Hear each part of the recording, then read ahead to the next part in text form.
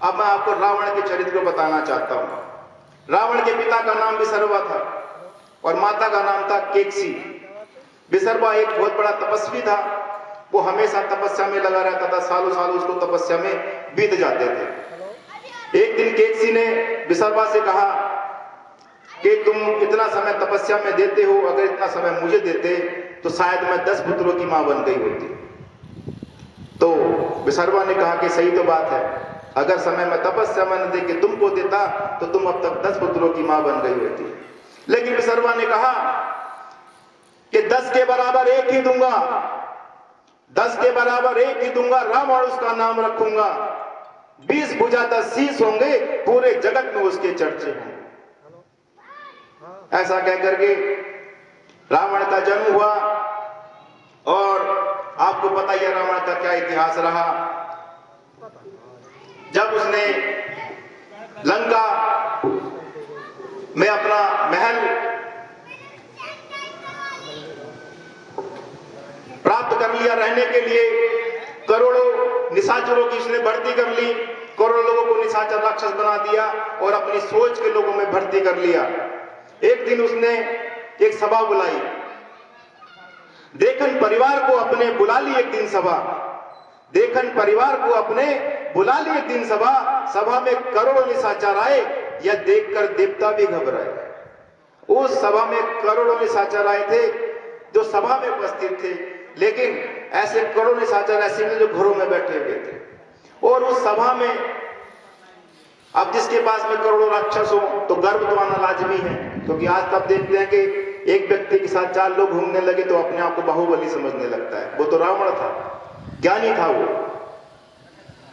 गर्भ में आकर चूर हो गया और बोला जाकर समझा दो, गर्भ में आकर चूर हो गया और बोला जाकर समझा दो, बैरी हमारे देवता ऋषि मुनि, बैरी हमारे देवता ऋषि मुनि, यज्ञ हवन सब रुकवा दो। ये रावण का संदेश था कि कहीं भी यज्ञ और हवन नहीं होने चाहिए। आप देखिएगा विश्वामित्र जी जब राम जी को वन लेकर के गए तो क्यों ले गए थे? क्योंकि रावण विश्वामित्र जी का यज्ञ और हवन नहीं होने दे रहा था। ये उसके आदेश थे, वो कहीं पर भी ढंग से पूजा नहीं होने देता था। इस तरह की आतताई ताकत बन चुका था। और आज भी आप देखिए कि क्या ऐसी आतताई ताकतें हमारे बीच में उपलब्ध हैं जो हमारे मंदिरों को तोड़ रही हो, हमारी पूजा पद्धति पर प्रहार कर रही हो, या हमारे कोई अगर कलश यात्रा या हमारी कोई यात्रा निकलनी है उस पर प्रहार करती हो। वो लोग कौन हैं? वो वही आतताई ताकतें हैं। उनका नाम पहले राक्षस रखा गया था, आज उन्हें आतंकवादी, आतताई ताकत या जिहादी बोल देते हैं। रावण के सामने लड़ने वाला कहीं भी योद्धा दिख न पाए, सूर्य चंद्रमा वायु अग्नि काल यम, सभी देवता फिर रहे घबराए। इतनी त्राही उसने मचा दी कि सारे देवता घबरा गए। धर्म की सारी जड़ें काट दी, वेद भृत के काम शुद्ध कर्म होने नहीं देता, मचा दिया भारी उत्पाद। शुद्ध कर्म कहीं नहीं होने देता था और भारी उत्पाद उसने मचा रखा था। धरती मां भयभीत हो गई, धरती मां भयभीत हो गई, देवता डर कर भागे, ऋषि मुनि भयभीत हो गए रावण के डर के मारो। ऋषि मुनियों को तो वो मरवा देता था। जब ऐसा तांडव उसने मचाया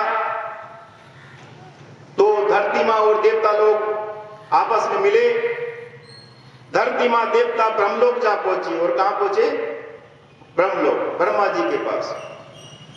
ब्रह्मलोक जा पहुंचे, ब्रह्मा से अपनी व्यथा सुनाई। ब्रह्मा बोले मैं कुछ नहीं कर सकता। जब धरती मां और देवता ब्रह्मलोक पहुंचे, उनसे अपनी व्यथा सुनाई। ब्रह्मा बोले मैं कुछ नहीं कर सकता, विष्णु कर सकते हैं तुम्हारी भलाई। विष्णु भगवान तुम्हारी भलाई कर सकते हैं, उनके पास जाओ, कोई समाधान तुम्हें मिल जाए तो इस आतताई ताकत से लड़ने के लिए। देवगण वैकुंठ जा पहुंचे, देवगण वैकुंठ जा पहुंचे, जहां विष्णु आसन पर थे लेटे। पहले सबने आरती गाई, फिर अपनी व्यथा सुनाई। फिर बताया कि रावण जैसी आतताई ताकत, राक्षस किस प्रकार हम पर प्रहार कर रहा है और किस तरह से इनसे बचा जाए, हमें समाधान दे। तब विष्णु जी, क्योंकि वो तो परम शक्ति हैं, उनके पास अगर काम नहीं हुआ तो फिर कहां जाके होगा। उन्होंने कहा, विष्णु बोले चिंता ना करो, मानुज रूप धर कर आऊंगा। विष्णु बोले चिंता ना करो, मानुज रूप धर कर आऊंगा, दशरथ के घर जन्मूंगा और रावण को खोज के मारूंगा। ये विष्णु भगवान ने वचन दिया। और आपको पता है कि राजा दशरथ के यहाँ विष्णु अवतार हुआ प्रभु श्री राम के रूप में, जिन्होंने रावण जैसी आतताई ताकत, उसके साथियों, उस सोच को हमेशा के लिए दफन कर दिया और एक बार फिर से सनातन धर्म का, सनातनियों का परचम रहा। लेकिन आप देखिएगा कि वो एक आतताई ताकत, उसने इतना जुल्म कर दिया था कि हमारे देवताओं को, ऋषि मुनियों को प्रार्थना करनी पड़ी अवतरित होने के लिए। लेकिन आज भी वही आतताई ताकतें, उसी प्रकार की आतताई ताकतें, उसी प्रकार के जिहादी आतंकवादी इस अखंड भारत की भूमि पर कब्जा करने की फिराक में है। लेकिन राम हमारे बीच में नहीं है कि हमें वो आकर के बचा लेंगे। अब हमें खुद ही लड़ना पड़ेगा। राम हमें संदेश दे करके चले गए, वो हमारे दिलों में बस करके चले गए हैं। वो फिजिकल रूप में यहां उपलब्ध नहीं है कि वो आकर के युद्ध करने लगेंगे। युद्ध हमें करना पड़ेगा। वो हमें संदेश दे करके चले गए हैं कि दुरात्माओं को से कैसे निपटा जाता है। ये वो हमें शिक्षा दे करके चले गए हैं, उसका हमें पालन करना पड़ेगा। आज भले ही राम हमारे बीच में नहीं है, लेकिन मैं इन जिहादियों से, आतंकवादियों से, आतताई ताकतों से कहना चाहता हूं कि राम हमारे दिल में बसते हैं, राम हमारी आत्मा में बसते हैं।